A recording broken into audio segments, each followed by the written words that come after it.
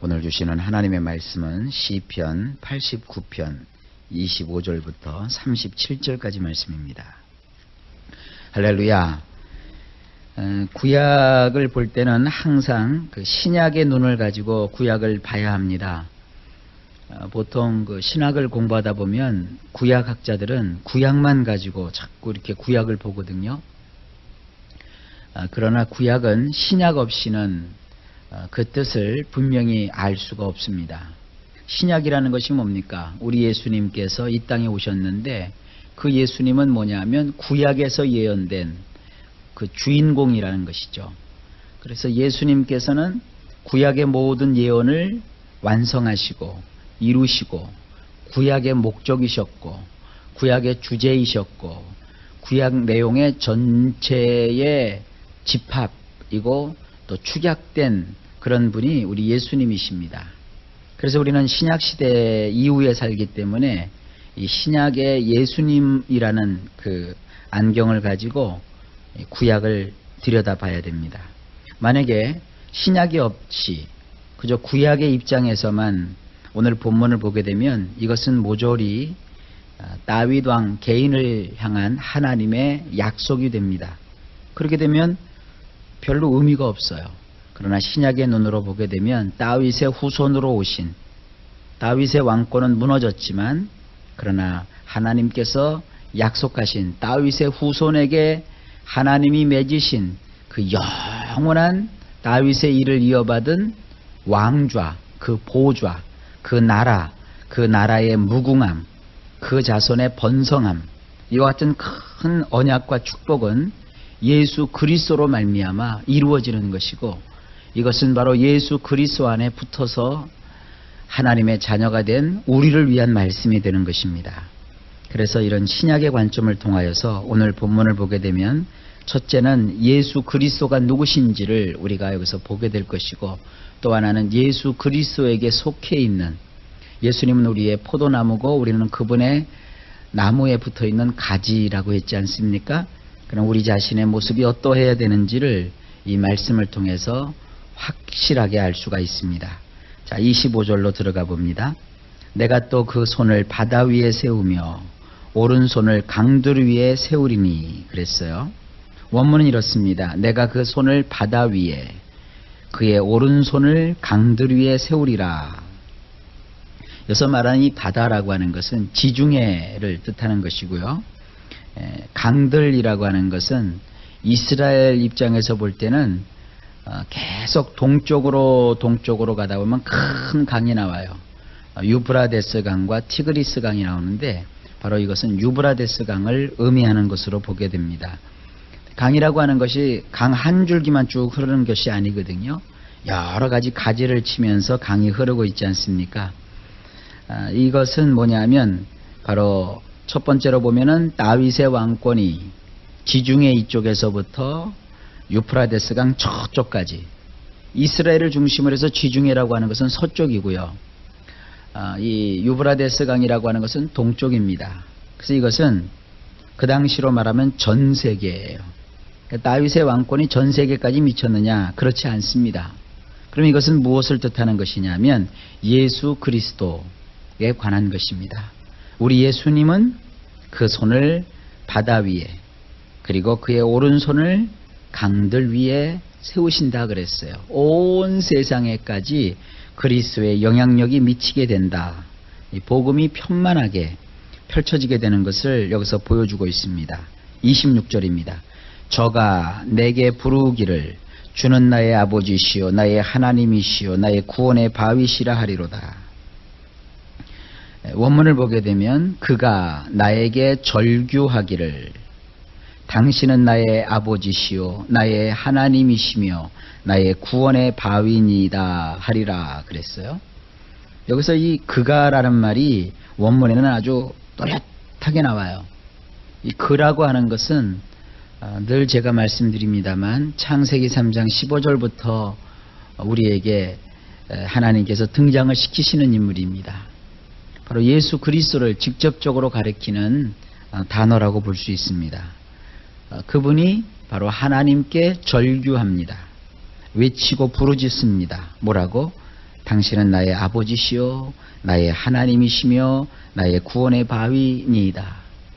이게 지금 25절과 26절을 이렇게 연관을 시켜보면 어떤 그림이 나와요.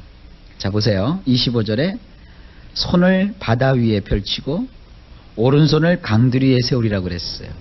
그러니까 한 사람이 한쪽은 동쪽을 한쪽은 서쪽을 이렇게 팔을 옆으로 쫙 펼쳤잖아요. 우리 예수님의 십자가가 연상이 되죠. 그리고 거기서 절규를 합니다. 이 절규한다는 것은 막 고통스럽게 부르짖는 것을 뜻하는 거거든요. 나의 아버지시요 나의 하나님이시요. 우리 예수님께서 십자가에서 뭐라고 하셨습니까? 엘리 엘리 라마 사박다니 그러셨죠. 나의 하나님 어찌하여 나를 버리시나이까. 마치 이것은 십자가에서 예수님께서 절규하시는 모습을 연상하게 합니다. 하나님, 당신은 나의 아버지시요 나의 하나님이십니다. 거기다 이제 가로 열고 가로 닫으면 어찌하여 나를 버리시나이까. 하나님만이 나의 구원의 바위이십니다. 예수님께서는 그 십자가에서 모진 고난과 고통을 겪으시면서도 아버지를 향하여 부르짖었습니다. 그리고 십자가에 달리시기 전날 겟세마네 언덕에서 주님께서 떨어지는 땀방울이 핏방울이 되기까지 간절하게 고민하면서 기도하실 때 뭐라고 하세요? 아버지여, 할 수만 있거든 이 잔을 내게서 옮기시옵소서. 그러나 나의 뜻대로 하지 마시고 아버지의 뜻대로 하소서. 그러면서 그 모든 것을 아버지의 뜻에 맡겼단 말이에요. 거기서 나오는 이 아버지의 뜻이 뭐냐 하면 비록 죽을지라도 다시 살게 하신다는 것이죠.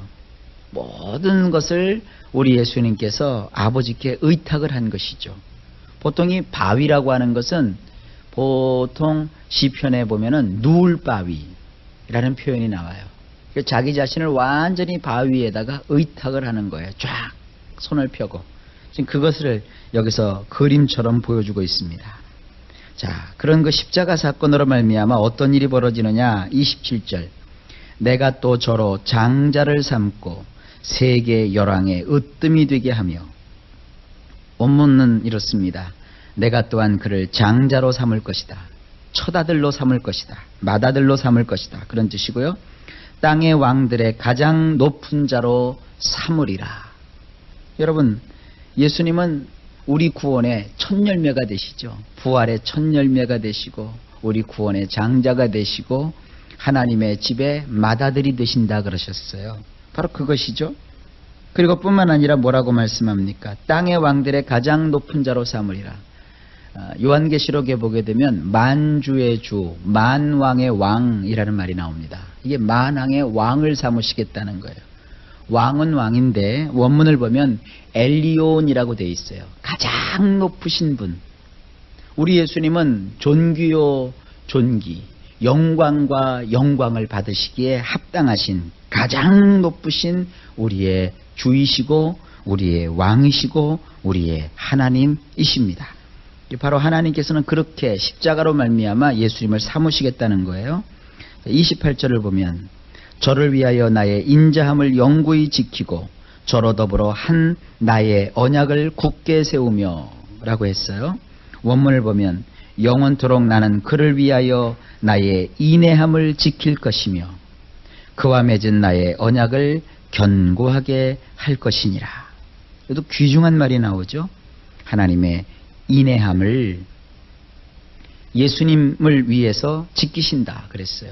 영원토록 예수님으로 말미암아 하나님의 인애를 베풀어 주시겠다는 거예요. 십자가가 뭐예요? 양팔 벌리시고 누구든지 주님이 택하신 자를 오라고 하시는 거예요. 십자가 앞에 나오면 어떤 죄라도 용서를 받죠. 어떠한 저주라도 주님이 해결해 주시죠. 어떤 인생의 문제도 주님이 다 풀어주시죠. 그러면서 또 하나님이 뭐라고 하세요? 하나님과 예수님 사이에 맺은 언약을 견고히 한다 그랬어요. 하나님은 예수님과 어떤 언약을 맺으셨나요? 구원 협약을 맺으신 것이죠. 하나님께서는 구원의 중보자로 예수님을 세우시고 구원의 방식으로 예수님을 속죄 제사의 방식으로 희생케 하심으로 하나님의 백성을 얻으신다 그러셨고 누구든지 예수 그리스도의 그 십자가를 바라보고 주님께로 나오는 모든 자를 아버지께서는 구원하시겠다라고 그렇게 언약을 맺으셨어요. 우리의 행한 바 의로운 행실로 우리를 구원하시는 것이 아니라 성령 안에서 믿음으로 말미암아 하나님께 나오는 자를 하나님은 구원하시겠다고 그렇게 약속을 하셨어요. 그 언약을 견고히 하시겠다는 거예요. 참 굉장히 깊은 내용들이 여기 담겨져 있습니다. 29절입니다. 또 그 후손을 영국케 하며 그 위를 하늘의 날과 같게 하리로다. 이 원문은 이렇습니다. 나는 그의 후손을 영원토록 세울 것이며 그의 보좌를 하늘들의 날과 같게 하리로다. 여기서 이 그라고 하는 것은 다윗을 말하는 것이고요. 후손이라고 하는 것은 바로 다윗의 후손으로 오신 예수 그리스도를 가리키는 것입니다. 단수예요, 단수. 단수 복수 아시죠? 바로 다윗의 한 후손을 가리키는 거예요. 이것을 나중에 바울은 다윗의 신은 바로 예수 그리스도라고 지목하고 있습니다. 그래서 하나님께서는 다윗의 후손으로 오시는 예수님을 영원토록 세우실 거라고 했습니다. 그리고 예수님이 얻으신 그 왕좌, 그 보좌는 하늘들의 날과 같게 하리로다. 하늘이 영원히 지속되는 것처럼 그의 위가 영원토록 지속될 것이라는 뜻입니다. 30절입니다. 만일 그 자손이 내 법을 버리며 내 규례대로 행치 아니하며, 여기 나오는 또 자손은 또 다른 거예요. 원문을 보면 이렇습니다. 만일 그의 자손들이 나의 율법을 잊으며 나의 판결들대로 이리저리 행하지 아니하고, 31절까지 봅니다. 우리 성경에 내 율례를 파하며 내 계명을 지키지 아니하면, 원문을 보면 만일 그들이 나의 법령들을 모독하며 나의 계명들을 준수하지 아니하면. 자 보세요. 29절에는 다윗의 후손이라는 단수가 나오고요. 30절에는 다윗의 자손들이라는 복수형이 나와요. 그래서 29절에서는 예수 그리스도를 뜻하는 것이고요. 30절은 예수 그리스도를 믿는 우리들을 뜻하는 것이에요. 하나님께서는 예수님을 영원토록 세우신다고 하셨어요. 예수님이 차지하신 그 왕좌는 하늘들의 날과 같이 영원히 지속된다 그러셨어요. 그러나 우리에게는 하나님이 뭐라고 하세요? 그의 자손들이 나의 율법을 잊으며 나의 판결들대로 이리저리 행하지 아니하고, 만일 그들이 나의 법령들을 모독하며 나의 계명들을 준수하지 아니하면. 이걸 한마디로 말하면 뭐예요? 하나님을 믿는, 다시 말해서 예수님을 믿어서 하나님의 자녀가 된 하나님의 백성들이 하나님의 말씀을 붙들지 아니하면, 그 말씀을 지키지 아니하면, 그 말씀대로 살지 아니하면, 그렇게 말씀하고 계시는 거예요. 어떻게 하시겠다는 겁니까? 32절. 내가 지팡이로 저희 범과를 다스리며 채찍으로 저희 죄악을 징책하리로다 그랬어요. 원문을 보면 이래요. 내가 막대기로 그들의 잘못을, 전염병, 우리는 채찍이라고 되어 있는데 이게 다른 말로는 전염병이라는 뜻도 있어요. 전염병 또는 채찍으로 그들의 죄악을 벌할 것이니라. 뭐가 죄악이에요? 하나님의 말씀대로 살지 않는 게 죄악이에요. 그러니까 예수를 믿어서 하나님의 자녀가 된 우리들에게는 하나의 의무가 있는데, 그게 뭐냐? 말씀대로 살아야 되는 거예요. 성경대로. 가만히 이렇게 성도님들 신앙생활하는 거 보면은 말이죠, 이렇게 열심을 가지고 뭘 자꾸 하려고 하는데, 저는 이 열심을 가지고 성도들이 뭘 하는 것도 참 좋지만 더 중요한 것은 먼저 자기의 신앙을 변함없이 지키는 일이 중요해요. 내 신앙도 제대로 지키지 못하면서 뭐 이것도 하고 저것도 하다 보면 나중에 이 일에 치여버려요. 사람이라는 것이 아침에 마음이 이렇고요, 점심 먹을 때 마음이 다르고요, 저녁 먹을 때 마음이 다르고요, 저녁 먹고 나서 또 잠자리에 들 때 마음이 달라요. 그런 어느 인간이나 다 똑같아요. 그래서 아침에 기분이 좋다가도, 점심 때 되면 기분이 상했다가도, 또 저녁 때 되면 다시 후회하다가도, 잠자리에 들려고 그러면 또 괘씸하고, 막 그런 게 인간이에요. 그래서 그런 인간의 마음을 이렇게 보면서 인간의 마음대로 신앙생활 하다 보면 그 신앙이 들쑥날쑥 그래요. 목사로서 이렇게 성도들의 신앙생활을 할 때 가장 그 마음에 신뢰가 성도가 뭐냐면 변함이 없는 성도가 있어요. 인생에 환난 풍파가 있어도 변함이 없어요. 참 그런 성도들 보면 고마워요. 근데 어떤 성도들은 보면은 막 불안해요. 어느 날은 막 태양처럼 얼굴이 환하게 비쳤다가 어느 날은 보면은 막 지옥을 갔다 온 사람처럼 얼굴이 또 확 눌려 있고. 여러분, 그런 신앙 절대로 가지지 마세요. 오늘 이 성경대로 하세요. 하나님의 율법을 의지하고 하나님의 말씀을 붙들고 내가 하나님을 믿고 하나님의 자녀가 되었으니 요동치 않는 그런 일관된 신앙을 가지고 여러분들이 나아가실 수 있기를 주의 이름으로 축복합니다. 그래서 하나님께 기도하고 매달리면요, 하나님 다 들어주세요. 참 좋으신 하나님이세요. 왜 그러느냐? 그게 33절이에요. 그러나 나의 인자함을 그에게서 다 거두지 아니하며 나의 성실함도 패하지 아니하며 그랬어요. 원문을 보면 그러나 나는 그에게서 나의 인애를 깨버리지 않을 것이며 나의 성실함을 거짓된 것으로 하지 않겠노라 그랬어요. 자, 이 시편 89편에서 계속 반복되는 내용이죠. 하나님의 인애로우심, 그리고 하나님의 성실하심. 비록 그 사람이 하나님의 율법을 어기고 그릇된 길로 갔다고 칩시다. 그래서 하나님께서 그를 막대기로 혹은 채찍이나 전염병으로 그의 죄악을 벌했다고 칩시다. 그렇다고 해서 하나님이 그를 버리지 않으신다는 거예요. 그러나 그에게 하나님께서는 인애로운 마음을 가지고 계신데 그 인애로운 마음을 깨버리지 않으신다는 거예요. 그럼에도 불구하고. 그리고 하나님의 그 성실하심을 그대로 이루어 주시겠다는 거예요. 그래서 우리는 환난을 당해도 진멸되지 않아요.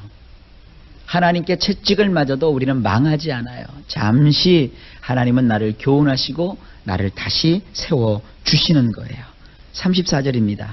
내 언약을 파하지 아니하며 내 입술에서 낸 것도 변치 아니하리로다. 그렇죠? 원문은 이렇습니다.